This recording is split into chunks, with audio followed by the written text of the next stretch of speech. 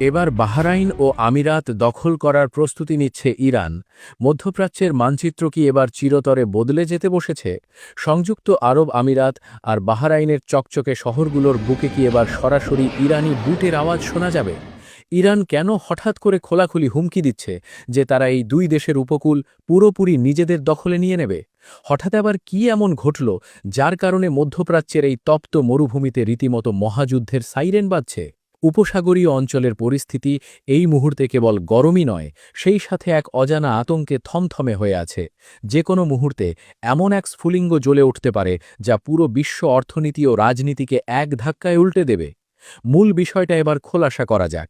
ইরানের জাতীয় টেলিভিশনে দেশটির এক শীর্ষস্থানীয় নিরাপত্তা বিশ্লেষক মোর্তেজা সিমিয়ারি এমন এক বিস্ফোরক মন্তব্য করেছেন যা রীতিমতো ঘুম হারাম করে দিয়েছে আরব নেতাদের। তিনি খুব পরিষ্কার ও কড়া ভাষায় জানিয়েছেন, তেহরান এখন বাহরাইন এবং সংযুক্ত আরব আমিরাতের উপকূল রেখা পুরোপুরি দখল করে নেওয়ার জন্য সম্পূর্ণ প্রস্তুত। এটা কোনো ফাঁকা আওয়াজ নয়। তিনি সোজা কথায় বলেছেন, যুক্তরাষ্ট্র যদি এই অঞ্চলে নিজেদের ক্ষমতা দেখাতে গিয়ে সামান্যতম কোনো ভুলও করে, তবে ইরানের সেনাবাহিনী এক মুহূর্তও দেরি করবে না। তারা এমন এক ঝটিকা অভিযান চালাবে যার ফলে মধ্যপ্রাচ্যের ভৌগোলিক সীমানাই হয়তো নতুন করে আঁকতে হবে। এই হুমকির পেছনে একটা বড় কারণ হল মার্কিন রাজনীতি আর ডোনাল্ড ট্রাম্পের কিছু পরিকল্পনা।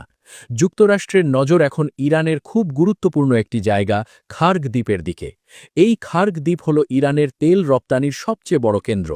ট্রাম্প প্রশাসনের ভেতরে এই দ্বীপটি দখলে নেওয়ার বা সেখানে বড় ধরনের আঘাত হানার একটা ছক কষা হচ্ছে বলে খবর উঠছে। আর ঠিক এই জায়গাতেই ইরান তাদের রেড লাইন টেনে দিয়েছে।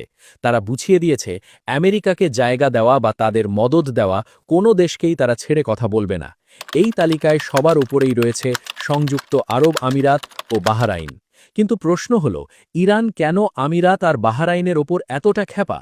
এর পেছনের আসল কূটনৈতিক লড়াই আর চাঞ্চল্যকর পরিসংখ্যান জানলে আপনিও চমকে যাবেন। এবার এই নিয়ে আলোচনা করা যাক।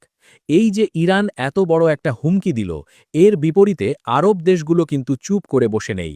কয়েকদিন আগেই আমিরাতের পররাষ্ট্রমন্ত্রী আবদুল্লাহ বিন জায়েদ সামাজিক যোগাযোগ মাধ্যমে সরাসরি ইরানের সাম্প্রতিক হামলাগুলোর কড়া সমালোচনা করেছেন।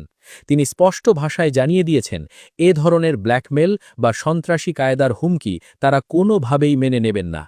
একসময় যে আমিরাত আর সৌদি আরব এই অঞ্চলে সরাসরি কোনো যুদ্ধে জড়াতে চাইত না, তারা এখন আমেরিকার সাথে নিজেদের সম্পর্ক আরও গভীর করছে। আমিরাতের রাষ্ট্রপতির উপদেষ্টা আনোয়ার গারগাশ খোলাখুলিই বলেছেন, ইরানের এই